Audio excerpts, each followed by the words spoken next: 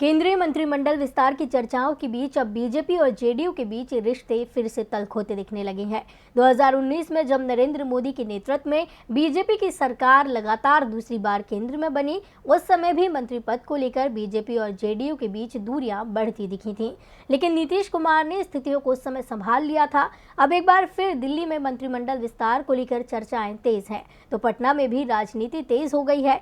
तो क्या मंत्रिमंडल विस्तार बन सकता है बिहार में एनडीए सरकार की परेशानी? देखिए ये रिपोर्ट। मोदी मंत्रिमंडल के विस्तार की खबर के साथ ही जेडीयू में बेचैनी दिखाई देने लगी है। पहले ही बीजेपी के दबाव में सरकार चला रहे नीतीश कुमार के लिए मुश्किलें बढ़ने लगी हैं। मोदी मंत्रिमंडल में जेडीयू का एक भी मंत्री शामिल नहीं है, जबकि उसके लोकसभा में 16 सांसद हैं।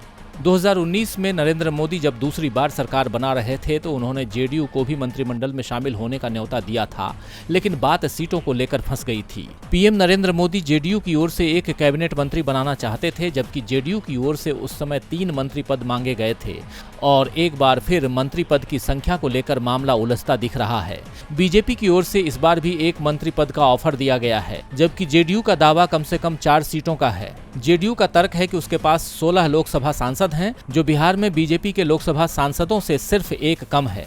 मोदी सरकार में बीजेपी कोटे से बिहार के 5 मंत्री हैं और सुशील मोदी के रूप में 6वें मंत्री को शामिल किए जाने की पूरी संभावनाएं जताई जा रही हैं। इसीलिए जेडीयू की ओर से 4 मंत्री पद पर दावा ठोका गया है। इसके साथ ही जेडीयू ने लोकसभा में एनडीए की सीटों का आधार बनाते हुए भी मंत्रिमंडल में उचित हिस्सा मांगा है। एनडीए को इस समय 325 लोकसभा सांसदों का समर्थन हासिल है।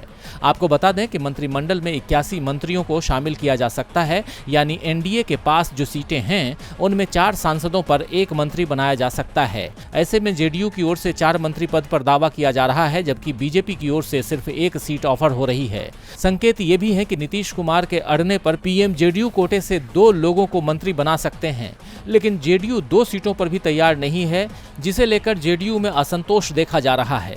जेडीयू में मंथन चल रहा है कि पीएम के ऑफर को स्वीकार किया जाए या 2019 वाला ही फैसला लिया जाए। गेंद एक बार फिर से नीतीश कुमार के पाले में आ गई है और संभावना इसी बात की जताई जा रही है कि नीतीश कुमार एक बार फिर मोदी मंत्रिमंडल से दूरी ही बनाकर रखेंगे। इस बार भी जेडीयू का कोई सांसद मंत्री नहीं बनेगा। डीबी लाइव की रिपोर्ट।